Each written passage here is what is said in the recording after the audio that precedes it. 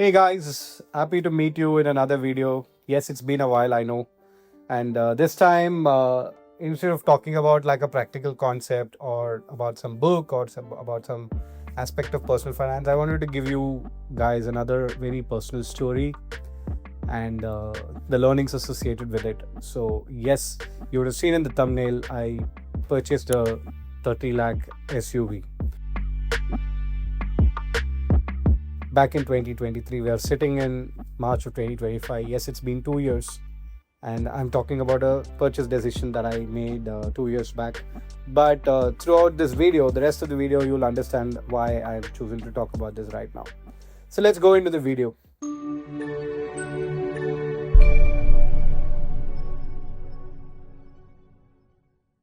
Many people consider that when you're buying a car, you call it an asset. Like, I've added a car to my asset and so much value added to my fortune, etc., etc. But technically, that is right.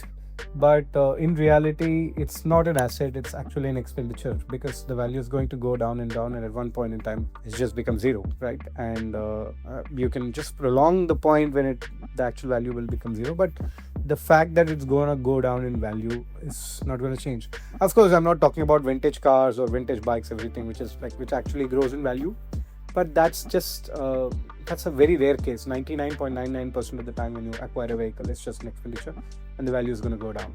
So yes, coming back to my personal story, a page in my personal story, I bought this car in 2023. It's a big SUV.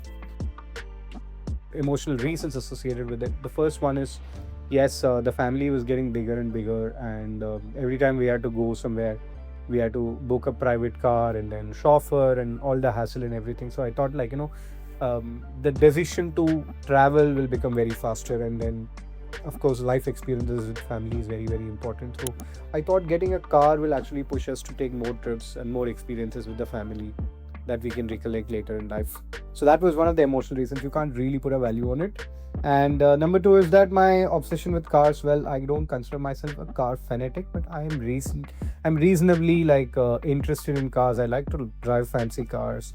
If I have a car, I would like to drive it myself than have a driver who drives me around, etc. So there's a reasonable passion for cars. So I thought, like, at least once in my life, I'm gonna get a big fancy car, etc. So these were the two emotional reasons. If you look at a rational reason for why I should acquire a car, there's absolutely nothing. So my emotional side of brain super over dominated my rational side of the brain, and this was the time when I was still financially very, very prudent.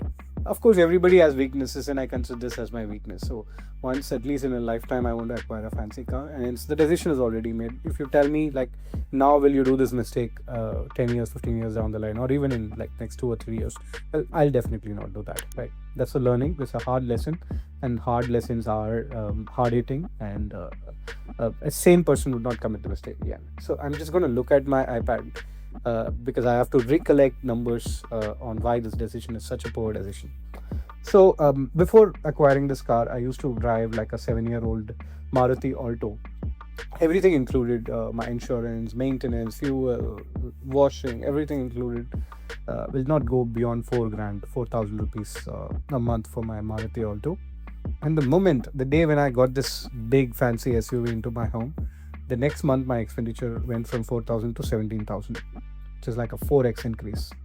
I tried everything. I literally tried everything to reduce this expense from 17,000. At best, I could do like a 16,000. Trust me, I pulled all the strings, but I could just move the expense down by just 1,000 rupees. So many people think that when you buy a car, you actually consider the cost of the car. What you don't consider are the secret tax that you pay every month, which is in the form of fuel. And of course, many people say that if I don't have the car, I have to go take a taxi or take any other form of transport. There'll be cost associated with it. But trust me, when you do the math, you're much better off taking a public transport or even a private transport, which is not your own, right? So there's no justification there also possible for any rationalization of purchasing. So net 4x increase in monthly cost. So if I use the car for 10 years, so 16,000, 17,000 per month translates to approximately 2 lakhs a year.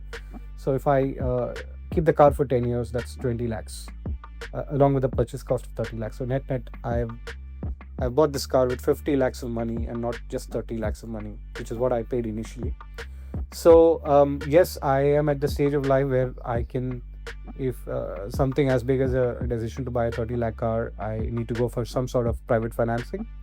And like any other normal middle class person would do, I also had to finance it. Another big mistake, right? I told you, a person with a rich mentality, I'm not saying a person who's actually rich by numbers, but even with a rich mentality, they always purchase in full cash the stuff that goes down in value. So again, I violated my own personal finance principle that I buy with cash for stuff that goes down in value. I violated and then paid with some sort of private financing. The only good thing that I did is, when it comes to financing, I chose the shortest period possible. That means I had a repayment schedule of just 4 years, and during that time also I had like a lot of front loading of EMIs, which means for the first 12 to 24 months I pay a much higher EMI compared to the second phase of my loan tenure. So that means I paid close to 75% of the total loan value, which includes the principal as well as the interest. And I paid close to 3 lakhs of interest during the 2 years of payment. It's been 26 months. So during that time, I paid close to 3 lakhs of interest.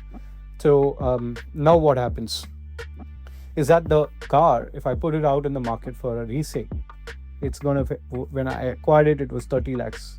If I sell it now, it will not fetch me beyond 20 lakhs. So that means during the first 2 years, close to 35% value erosion has happened. Now, this is the time during the first 4 years after you purchase a car is when the value erosion is the maximum. And people make this very stupid mistake that they use the car for the 4 or 5 years and then they sell the car and then acquire a new car, which means you're keeping the car during the time when the value erosion is the maximum. That means in the entire ecosystem, like, the car can jump into multiple owners' hands, but the owner who has lost the maximum value will be you if you hold it for just 5 years and then sell the car off. So now what I have to do in order to do the damage control, of course the damage is made, let's be clear on that. But if I have to do the damage control, I will have to keep this car, maintain it very, very well, and keep it at least for 7 to 10 years, which means during the next 7 to 10 years, I am going to squeeze the maximum value out of it. That whatever damage that I made in the first 2 years is somewhat kind of taken care of. So yes, if you're in a similar boat as mine, ensure that you increase the longevity, which means you maintain it well, which means the 16,000 to 17,000 per month is perhaps gonna go up, because as the car gets older, it'll ask for more expenses. You will have certain repairs, a changing of tires and other equipment inside the car, but all of that you have to do because your car has to run well, it has to have better longevity, and you have to ensure that you're putting money in maintenance. Yes, the bigger question to ask is, all of this is needed? Is all of this worth it in my journey towards financial pursuit? But come on, you've made the decision. Now letting go of it is more costly than keeping it. So keep it and squeeze maximum value in the next 7 to 10 years, which is what I'm planning to do. So and yes, you may now ask, okay, I finance a car like with my own money and it's just like 0.000% of my fortune. Well, this video is perhaps not for you guys. And yes, anyway, if you belong to that kind, you are like a small minority. Majority of the people finance like close to 70-80% of the cars on the Indian market, Indian roads, as a private financial associated with it, which means many people finance such a big expense through some private lenders. So this video is for the rest of you guys, and do not sell a car in the first 4 years, and ensure that your repayment duration is either 4 years or lower.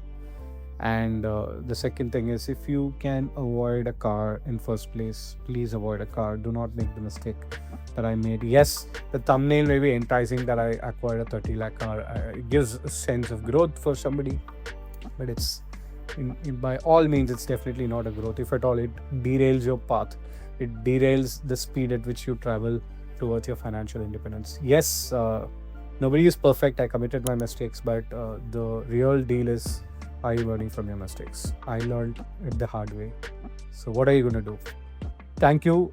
Until I meet you in the next video.